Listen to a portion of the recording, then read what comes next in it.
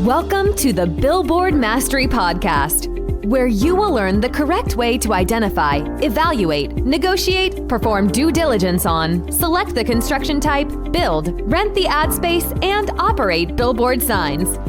And now, here is your host, the guy that built from scratch the largest privately owned billboard company in Dallas-Fort Worth, Frank Rolfe.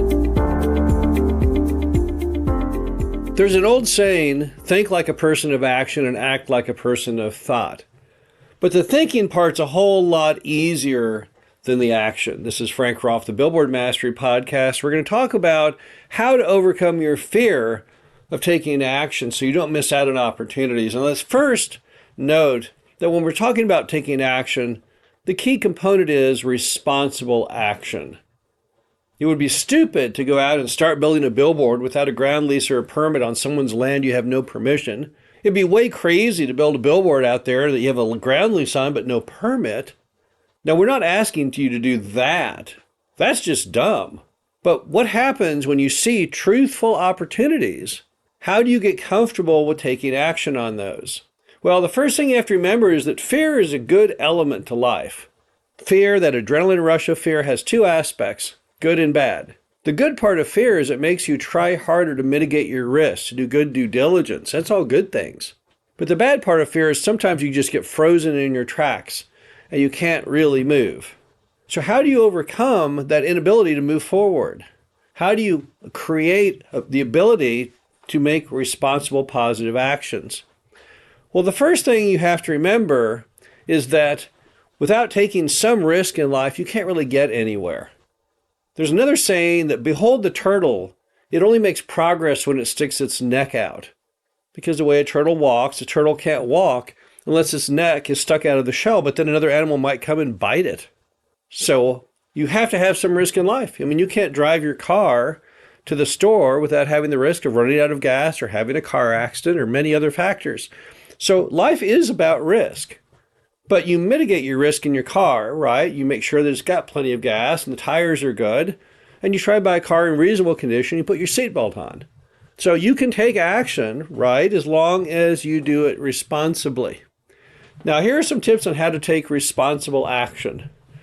My favorite is to look at everything you do in life under a best case, worst case, and realistic case scenario.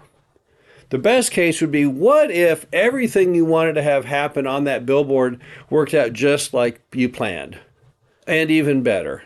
You thought if you built the sign, you can rent one side for $2,000 a month and the other side for $1,000 a month for $3,000 total. And lo and behold, on your best case scenario, you were wrong. It's a much better sign than you ever thought, and you're able to get $4,000 a month. That's a best case. But then you also have the worst case, and that's what if you can't hit any of your targets appropriately? What if instead of getting $3,000 a month on your budget, you only get $1,000 a month because one side you just can't find anyone to advertise on? And then the question is, what happens to you? What happens in your worst case scenario? Does it at least cover the mortgage at the bank and your ground rent, or would you actually have to come out of pocket and feed the sign every month to pay the bills?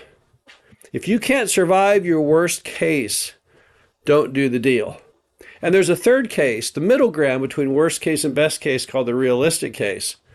And in that scenario, we're not hitting everything perfect, but it's also not horrible. So it's pretty much a little less or even at your budget. Are you happy with that?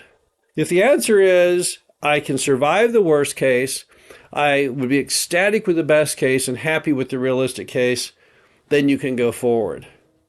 But if the answer is, I can't survive the worst case, don't ever do the deal. It's not going to work for you. Now, there's a guy named Sam Zell. He's not in the billboard industry. He is in the office building, apartment, and mobile home park industries. But he's been the largest real estate owner in America for decades.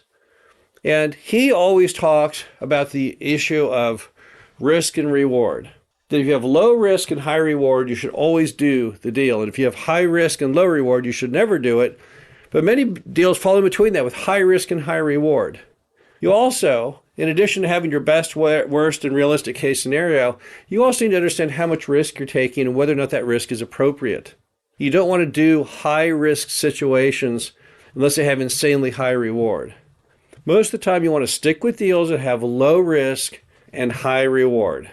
Cases where you can build the sign for not a whole lot of money or buy the sign for not a whole lot of money, but it theoretically could end up being a real financial windfall for you.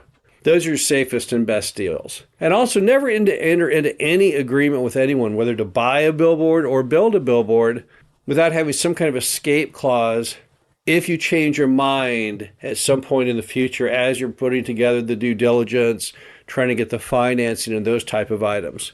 Because you don't want to have it where you're afraid to sign something on the front end, where you want to have the adrenaline rush. The fear is after you have the time to analyze it, it comes time to either actually write that check to buy it or write that check to get someone to build it. The bottom line to it all is you can take action, but you have to think about it.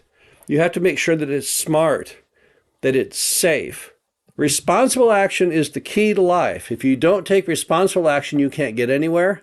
But if you do take responsible action, if you mitigate the risk, you'll soon find the opportunities abound, and they're very, very healthy for you. This is Frank Rolfe, the Billboard Mastery Podcast. Hope you enjoyed this. Talk to you again soon. Thank you for listening to the Billboard Mastery Podcast. Be sure to visit us at www.billboardmastery.com, where you can find past episodes of this show, plus an array of information to help you successfully build, buy, and operate billboard signs.